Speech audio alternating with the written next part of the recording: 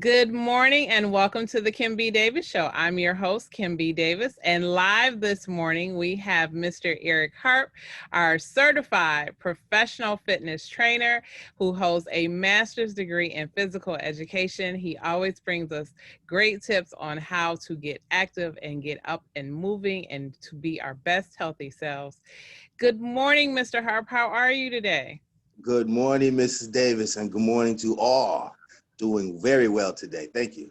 Great, great. Okay, so today we're going to talk about anxiety and depression and fitness in the Mm. era of COVID. However, because in the United States, we wake up to something happening, it seems like every day. Every day. And just a few days ago in Kenosha, Wisconsin, we had two situations. We had a man by the name of Jacob Blake, who details are still forthcoming. Um, the story is that he was breaking up a fight between two women. For some reason, there were three children in a car. He was followed by several police officers who apparently, according to what we have been told, were not able to restrain him. When he got to his car, as they were following him, one officer shot him 7 times in the back. 7 times in the back. And it appeared that he had no weapon in his hand. Everybody's saying that he was going for a weapon in his car. However, again, I reiterate that there were at least 4 or 5 police officers that I saw on video that were pulling his shirt. I won't get From into, behind. From yeah, behind. from behind, Let's from behind. let's get this right. Right. From So, behind. Okay, exactly. I'm just adjusting my angle here, but Exactly. from behind. Yes. I can't get. Right. And nobody Continue, could please. take and no one could take him down, and apparently or allegedly they tased him and some other things. And so of course there's always the question of, was he on something? Did it just not work? Was the taser, was it defective? Who knows? But then A defective taser, just like the cameras were defective, right? exactly. But then shortly thereafter, we have a young man who is driven across state lines by his mother with an AR-15 rifle in hand, and he is 17 years old. Let me reiterate that he is not an adult. He is a minor. He is 17 years old, and he went to Kenosha because he, and his words were, I am here to defend businesses, and shot, and I believe Businesses. right, Okay. businesses, I just want not to make people. sure we're on the same page here.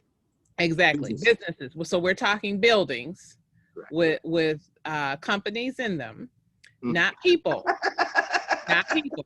Yes, You said buildings. companies in them. Okay, Yeah, I got yeah. you. I need to make that. It's a building. It's not empty. There are, because we've been told businesses are people too.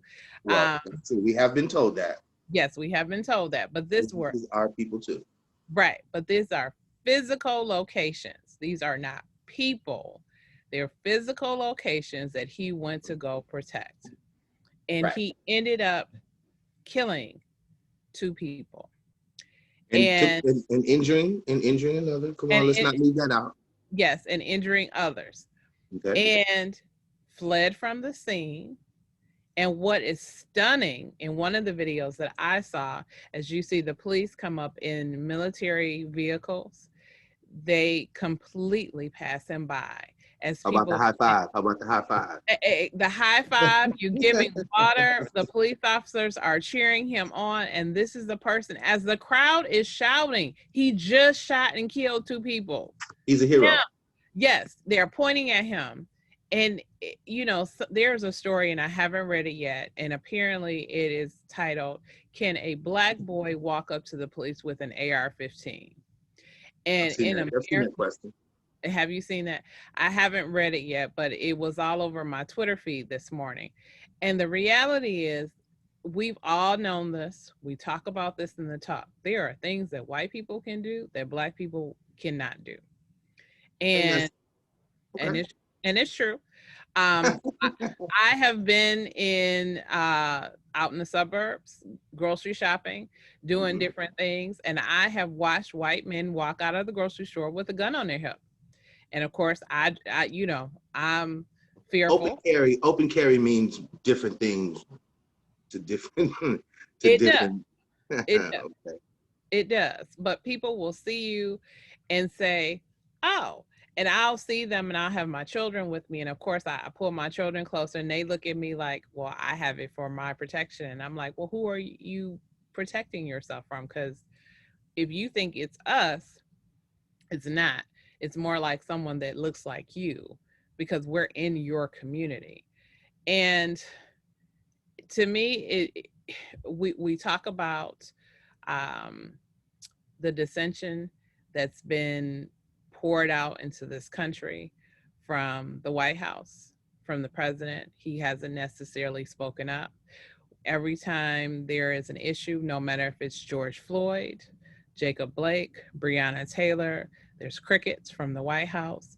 When Charlottesville happened, the president came out and said, there are good people on both sides. How do you justify, because in Charlottesville, remember, there was a young white girl who was ran over by a Heather mob. Heyer. Yeah. And then there was Let's not forget her name either. Heather yes, Heyer. Okay, yes, come on. yes.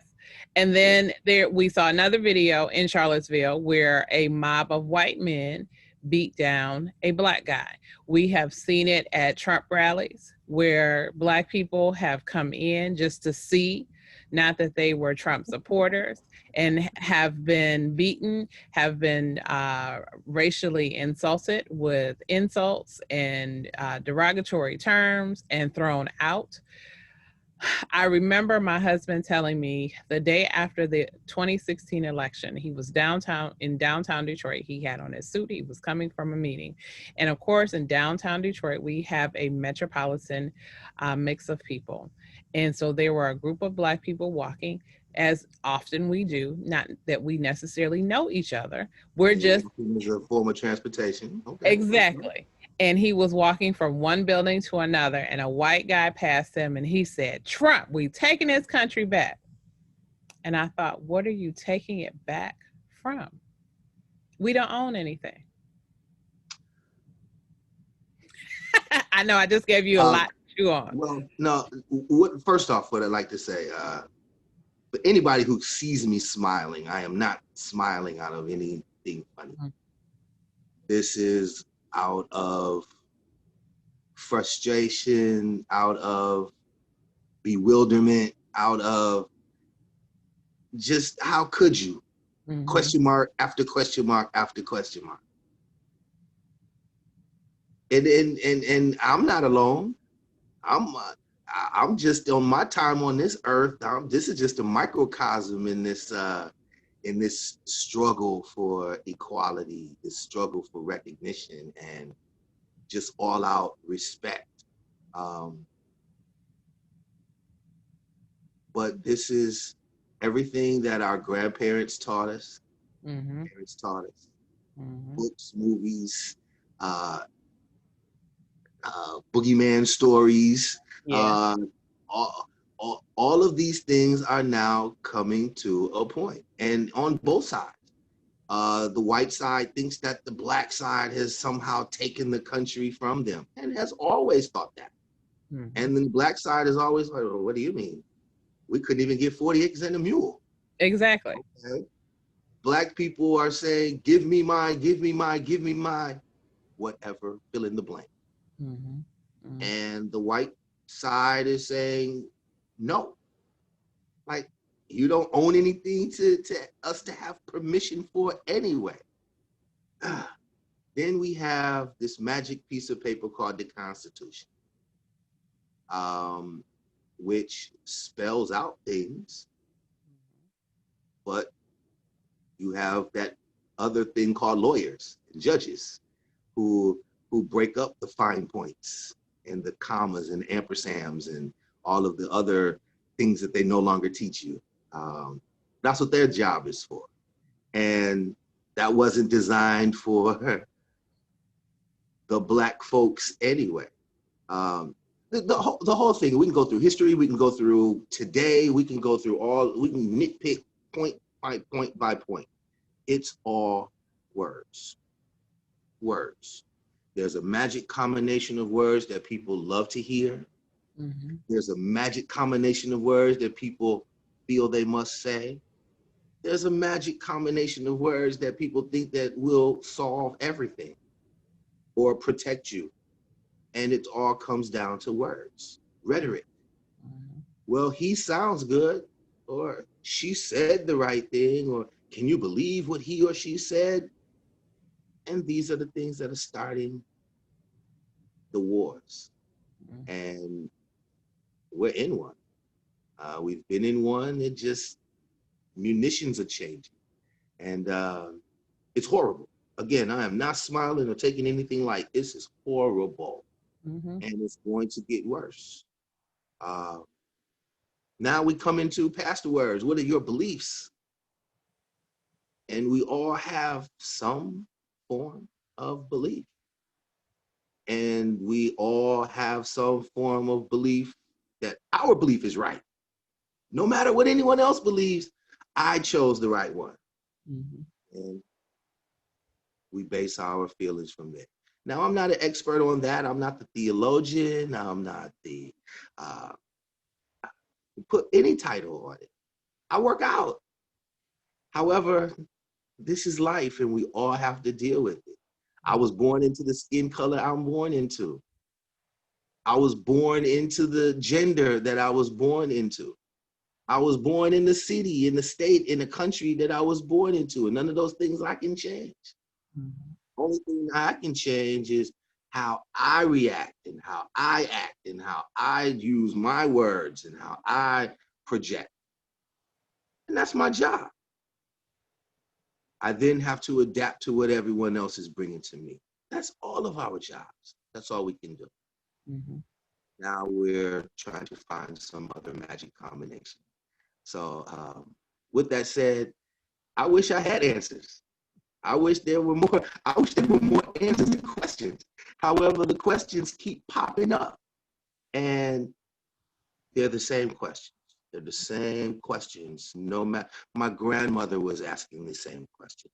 Her grandmother was asking the same question. All of our ancestors had to go through this same thing that we're going through, and we think that it's all because I make a little bit more money, my house is a little bit bigger, my kids can go to better schools, that life is made. Mm-hmm. And it really is. And with all of that said, we are losing people left and right. Mm-hmm. Left and right. Mm-hmm.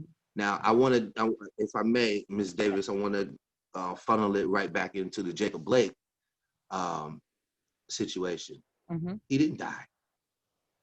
And I am hearing more people telling me, well, he didn't die. Right. So the cop didn't kill him. Mm-hmm. Well, the cop paralyzed him. His quality of life is now taken away from him in front of his 3 children. And that's nothing new. Mm-hmm.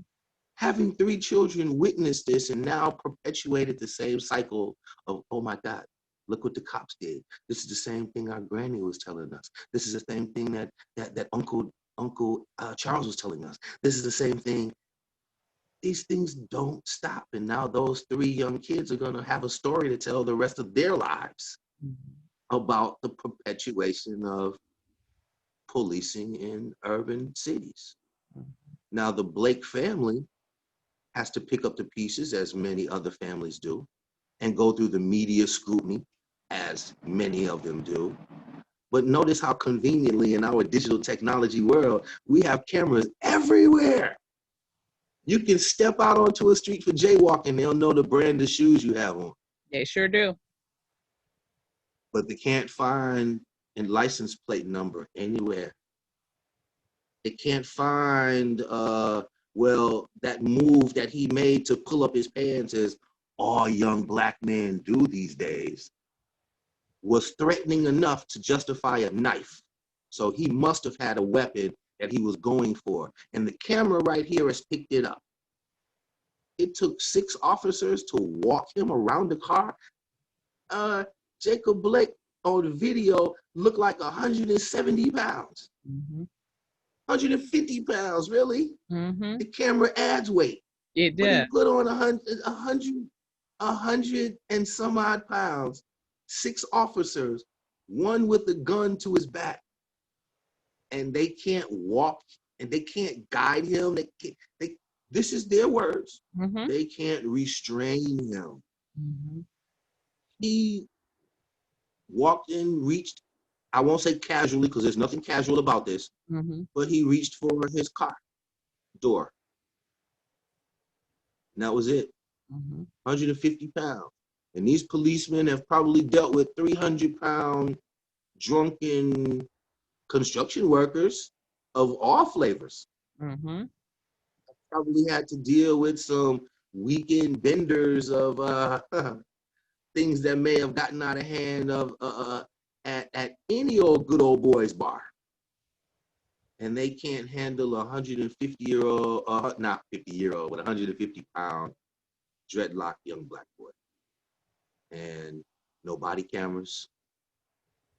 Still haven't recovered a knife, but they say there's a knife. Was it logged in evidence? Was that logged properly into evidence? There's a lot of things in this chain of command that just don't work. And we're still talking about what did he do? Flip it to the 17-year-old boy, Kyle, whatever his name. I don't even want to say his name. We got all kind of video of him. No mask during the pandemic, but he had gloves on. He had gloves on. Gloves. Now that's a little premeditation. Gloves in any other way, that's a little premeditation. You don't want fingerprints. Now you can't wear a mask, but you can wear gloves. Seems a little funny to me. But I'm sorry, Mrs. Davis. I know I keep dominating that whole section there, but mom, dad, uncle, get the whole group that organized. Go after the gun manufacturer. In hip hop music, we went after record companies. We went after, just for the word, parental stickers, parental advisories. Go after these gun manufacturers. Go after them. You made something that now is taking the life of ridiculous. And then the last point that I want to say, we just found a body. They just found a body with a Patriots hat on that could have been shot by another Patriots hat on, because they were in a whole nother area where there were no protesters. Oh, wow. They were shot. This caravan of Trump supporters that went through the downtown area where they were protesting, made all their noise, honking their horns, and making a spectacle that, hey, we're here. And then they get into another spot and there's a shooting on an intersection. And now the narrative is the protesters did it, but the protesters weren't near that intersection. It was only the Trump supporters and the big white trucks and the flags. So if one of their own is knocked out and clipped and left on the pavement,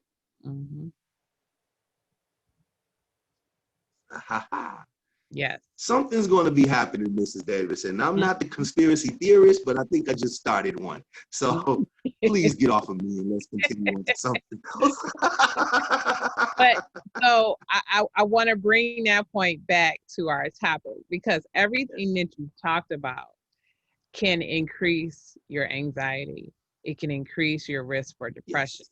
Because if you focus, because there are a lot of us, and I'll be very honest, because we're honest on this show, I am scared. I go out when I have to, and I have never been the person, being the only African-American person in a room with others. I was never that person that was afraid. Now I am very concerned. I will look around and wonder, is somebody plotting? Is there someone here that does not want me here?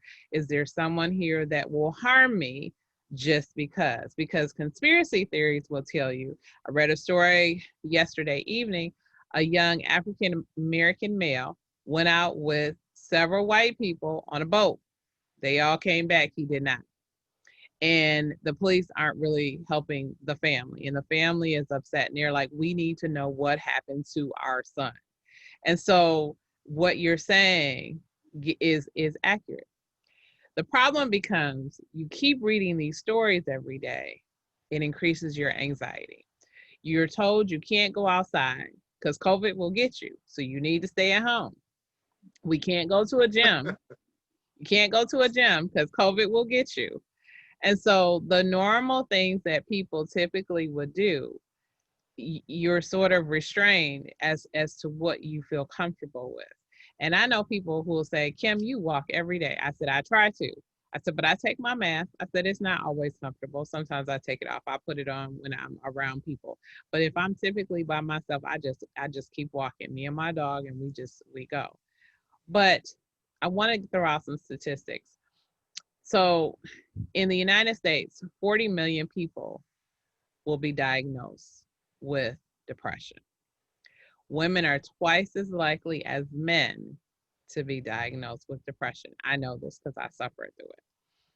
6.7% of adults in the United States age 18 or older will experience it. However, since the pandemic began, there has been a 40% increase in the number of people who are going through anxiety or depression symptoms, with 30% other related issues. Yes. exactly, with a 30% increase in diagnosis. So a 40% spike in the number of people who are seeking help, with a 30% spike in people who are actually or cases that are actually diagnosed. With all of that being said, what, as a certified professional fitness trainer, would you advise people to do to help themselves stay anxiety free and depression free in a climate such as this? Well, and thank you again, Mrs. Davis. I appreciate your grasp on the numbers, on the figures, and your delivery. That alone confuses people. It puts people into anxiety. You hear 40% this, 30% this, 20% between the ages of 18 and 24. Between the ages of, Mm-hmm. it can be mind-boggling. Mm-hmm. What we're looking for is clear mind, clear space. And it's hard to do at this time. We are worried about all kinds of things. We just had a conversation about our racial inequality, but we're also dealing with the COVID pandemic, getting our children back to school. How do we figure out schedules and weather changes? And there's so many things to deal with. And I don't want to overstep my expertise. However, what I would hope is that we can find a nice balance. So put the headphones on. Find a playlist that you're comfortable with. Put those headphones in and find that utopia that you can find. And you got to move. It's that simple. You say you walk, and that's great. And as much as you can, I know what city you live in, and I know the weather changes. And as much as you can, get out and walk. Mm-hmm. Those with ellipticals and those with treadmills and other apparatus that allows you to walk on the indoors, use it. I know that the gyms are closed at the moment, and we'll follow the science, hopefully follow the science, and get to a place where we can open up and get to places where we can use these like gyms and other workout facilities. It's hard. This is one of the most difficult times in our lives, everywhere, especially in our mental and physical well-being. But we have to move. We have to get those feet moving. We have to get those legs up. We have to reach. We have to stretch. It's no other way. Can't do it for us. So we have to find some headphones. Find that space. Move something off the floor, just for a little bit, and do it. And once you do it, you'll start to see the Zen.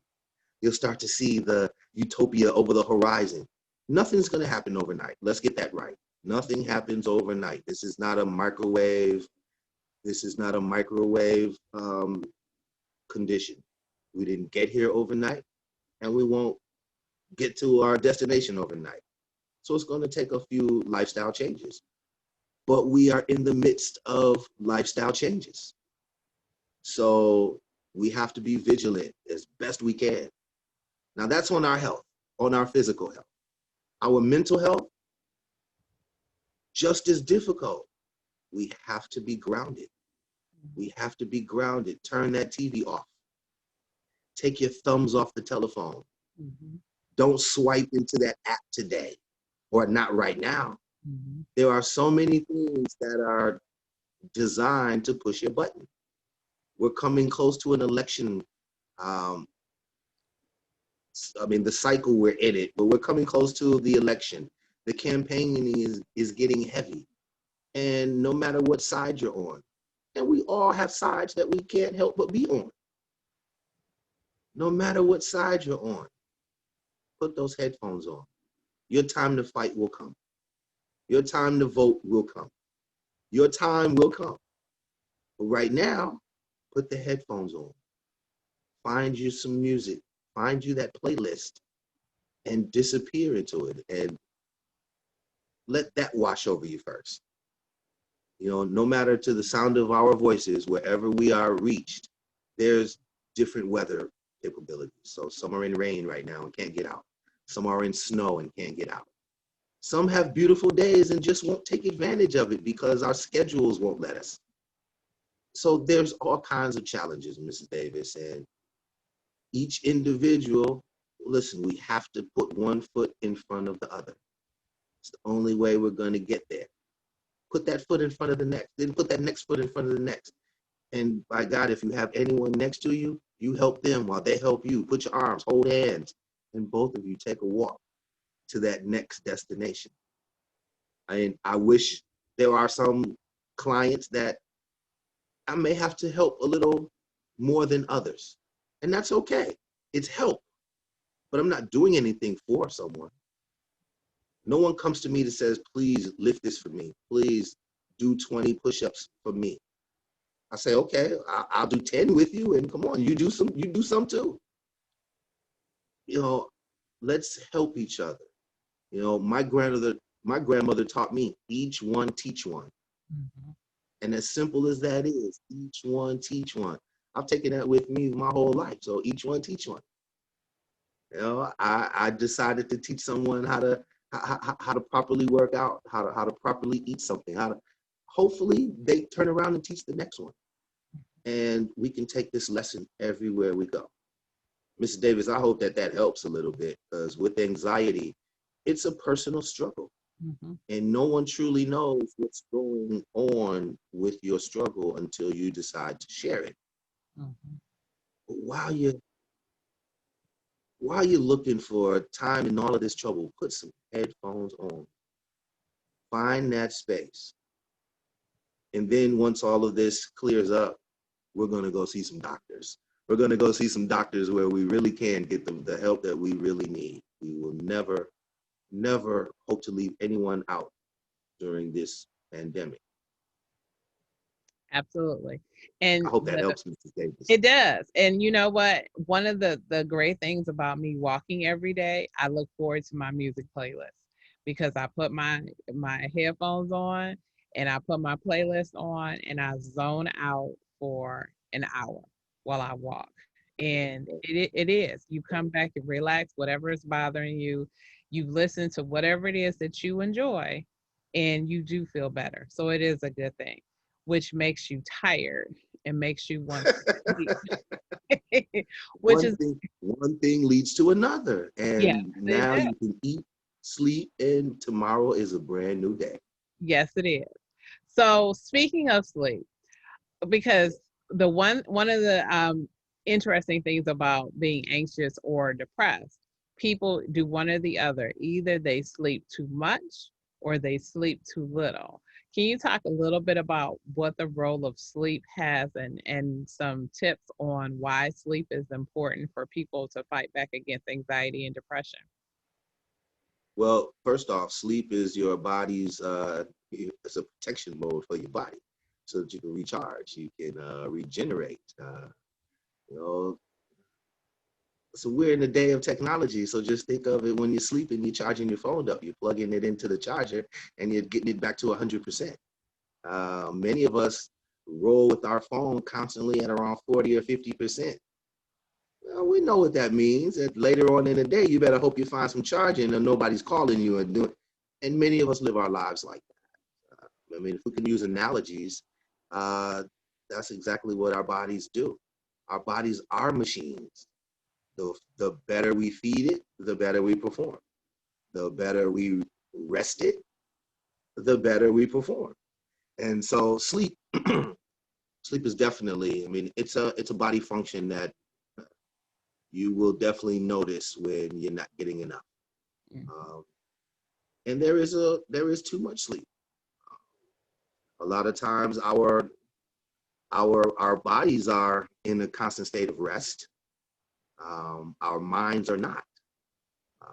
So we may be, sometimes we'll just interpret that as lazy, uh, sleepish, uh, sluggish. Those types of words is when the body is not performing at peak perfection. We're awake, more like a zombie. Sometimes you get too much sleep and you're a little bit wired, where you have to burn off all this excess energy. The caffeine highs, where it's a big jolt for a minute and then you come crashing down. Those are some of the effects of alternate sleep balance. But everyone is different. So 8 hours doesn't always interpret for someone. Between 5 to 8 hours is what your body would normally need for sleep. Okay. In a 24-hour cycle, you have a third for this, a third for that, and a third for sleep. And that's usually how it works, 8, 8, and 8. But we do have to shut it down. We have to shut it down. Sleep is just as important as eating a great meal, which is just as important as putting those headphones on and going out for a walk or a run. We need it, and your body will tell you when you need it. However, we are a little bit different. So functionality, we've all learned to function a little bit different on fumes, our hours, what kind of energy we have, but our body needs to regenerate. So we need that for healing, especially during this pandemic. We lose our sense of smell, our sense of sight, sense of taste. These things are natural body functions. And the better we take care of ourselves, not just with medicines and injectables, but with a better diet and sleep. So get some rest, folks. It's very important. So I want to go back to something we talked about a little bit earlier. So people who are afraid to go outside, because I know there are some people who look at me and say, Kim, you go outside? I'm like, outside is not bad. It's just being around people is bad because of COVID. But, there are some people who just because they've ingested too much news or watched too much and just so many things going on, they don't feel comfortable going out. And especially if you're in a city or an area where there have been lots of protests and lots of different things happening, you might not want to go out anyway because you may not necessarily feel safe. And we understand that. So what are some things that we can do inside, some typical exercises that you would recommend, at least to help us get moving? I definitely recommend stretches. Stretch. Muscles get tight.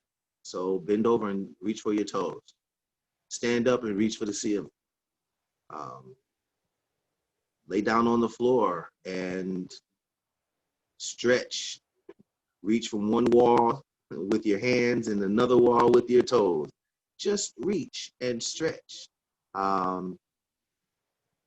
Those that can do push-ups from your knees or from a standard push-up position on your toes.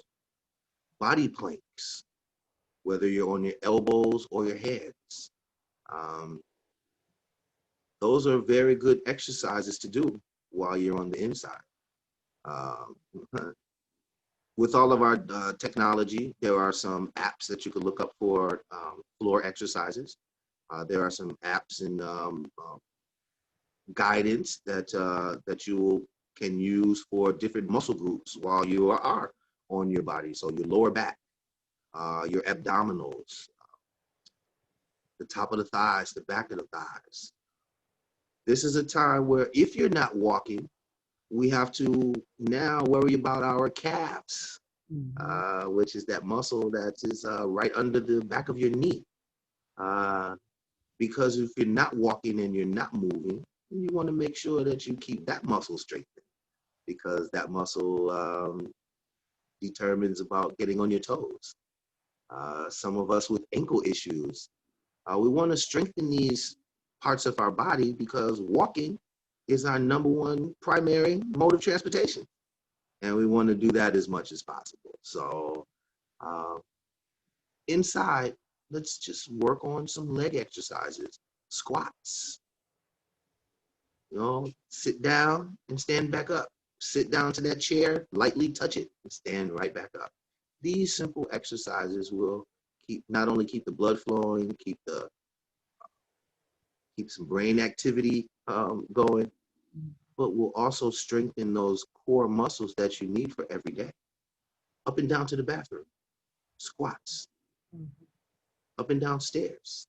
For those that have stairs, these are body mechanics that you'll need for the rest of your life, all day, every day. And so it's important that we use every moment that we can to exercise. Going up and down stairs is something we do every day anyway, when you have somewhere to go. When you don't, now it just becomes a nuisance. And we want to make sure that we look at it. Ms. Davis, I had a grandmother that passed at the age of 98. Wow. Walked up and down stairs every day. Every day. She had and I know this, she had 13 stairs in the house. She had 8 stairs on the porch. I know this. I cleaned them. I swept them. I did all of that. She had 13 stairs inside that house. And that was amazing. And she went up and down both of those stairs. You know, that top landing, that middle landing, and that bottom landing. 98 years old. Wow. 98 years old. This was way before all of this technology that we have today. So if she could do it, it can be done. Absolutely. I know one of the things, a tip that was given to me, which is very good, we're all working from home, many of us. And if you are at home and you're working from home and you have multi-level home, do not use the bathroom on the floor that you're on. Take a walk up the stairs and go upstairs, because that incorporates exercise into your day. That's a good one. That's a good one. Yeah. Yeah. So that's a really good one. I've been doing that to climb my stairs. So I want to switch gears a little bit and talk about food, because again, you know, the COVID-19 15 is real. I say it's closer to 30, but you know, tell us about some foods that can aid us in keeping us healthy. Well, that's a good one too. Now that we're on the inside, our food options are a little bit different. Our grocery store forays and might be a little bit different. Besides, everywhere we look, we're seeing stores closing and closing and closing. I'm hearing about food production shortages and not enough people to gather grapes to make wine, not enough people to inspect chicken parts, and we're in a different world. My suggestion, we got to go more plant-based. Yeah. We got to go back to more plant-based and less processed. Now I'm not the dietitian or nutritionist, so this, not want to overstep my expertise. However, we need a good diet, and I would suggest that we go back to more plant-based. So our fruits and our vegetables. For some, it might be a little A little late to go down this road, but it's time to do it. And there are books out there about becoming vegans. There are books about vegetarians, and there are a difference between a vegetarian and a vegan. There are books there are internet articles. There are many different ways of researching what works best. But we have to come off of the processed food. You know, of all the businesses that are going in and out of state of businesses, these fast food restaurants aren't going anywhere. That's right. They aren't. They're going to be here, Mm-hmm. and it's going to. I would not like to see our world turn into the processed food. It's great to have a burger. It's great to have a chicken sandwich. All of those things are good. It's also good to make yourself one. Yes, it It's is. also good to go home and chop up that salad and get that little sense of relaxation of, wow, I just did that. Mm-hmm. Mm-hmm. That boiling water, I just did that. I Mm-hmm. just made this. I did this. I did that. There's a sense of pride in cooking. There's Mm-hmm. a sense of relaxation and mental exercise in Mm-hmm. cooking. Mm-hmm. And as we're looking for things to help our anxieties, as we're looking for things to help us um, spend time and more quality time with our families and our kids in the midst of this, hey, it's nothing like preparing a nice meal Mm-hmm. 3 times a day. So, so for Unless you're those mom. that can do it, well, hey, us parents we have time issues everywhere. So, but as far as your diet, as far as diets to go, I would like to see us come back to more of a plant-based diet. Got to drink a lot of water. Got to stay hydrated. Come off of a lot of these processed foods because our lifestyles now are slowing down. And these processed foods have a way of sticking with us for years and years. We just witnessed this past week Yes. a fine actor Mm-hmm. named Chadwick Boseman who passed away of colon cancer. Mm-hmm. Now, cancer is the big C word, but Mm-hmm. colon cancer? Mm-hmm. Mm-hmm. I mean, this is a serious thing, especially among African American uh, population. Mm-hmm. Colon cancer, Mm-hmm. and this comes from our diets and Mm-hmm. how our foods process through our bodies. And so that's a wake up call for a lot of us. Some of us it's going to be, well, there's never too late.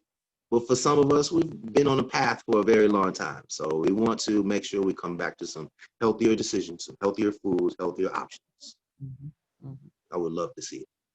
Absolutely. And that's a great point that you brought up about Chadwick Boseman. We mourn him. May his family be given grace and comfort during this time. However, colon cancer, that's right, colon cancer is a silent killer. It does not exhibit symptoms until you have progressed very far. And one of the things they've said, because we are increasingly processing more of our food, that colon cancer cases and diagnosis will increase over the years. Yes. And so it is very scary to think about that. And for him to have been 43 years old, he was a baby. I mean, he was young, and to have fought valiantly for 4 years through all of the movies that he did, and to succumb the way he did, it's a tragic story. But so many of us are going through different things like that when it's cancer, whether it's colon cancer or some other type of cancer. Many illnesses. I mean, our Mm, bodies, our bodies are machines, and sometimes we break down. Um, mm, but that's our lot in life. And as horrible as it is, my condolences to the Bozeman family. But colon cancer, colon cancer again, cancer. The big word cancer, and cancer is all over our bodies. mhm. But these stomach cancers, these colon cancers, these a lot of these cancers are attributed to our lifestyles and the way that we process these processed foods. Mhm, mhm, Um, Again, I don't want to overstep my expertise. I would love to see our diets change into something more healthy, which would lead into more healthy movements. So, the movements of our body. All of us are set to move the same way. There's nothing that I can do that's a magical way that you can't do it.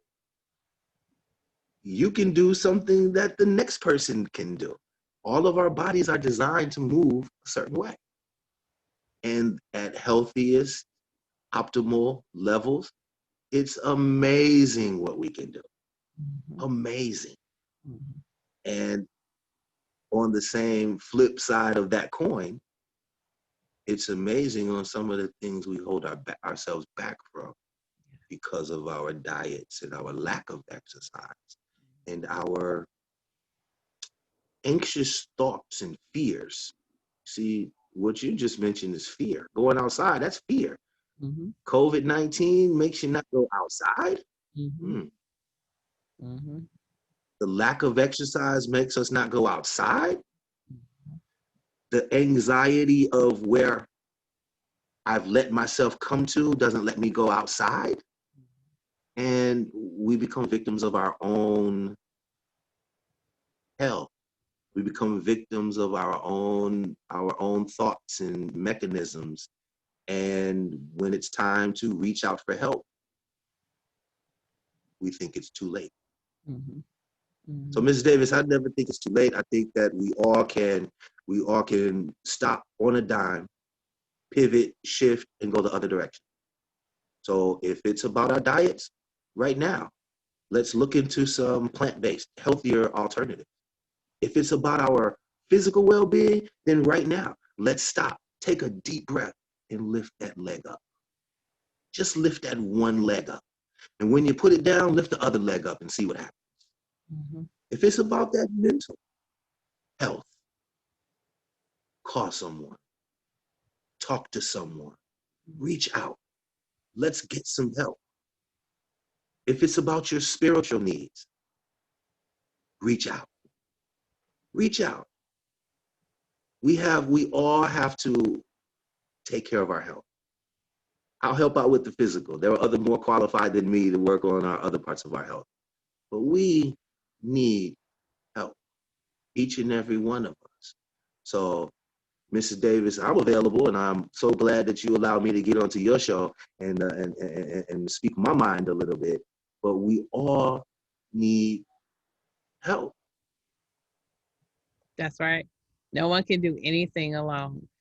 Thank you again, Mr. Harp, for coming on and sharing your tips, your wisdom, your expertise.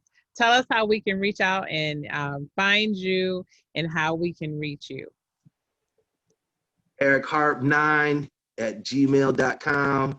I'm available on all your platforms.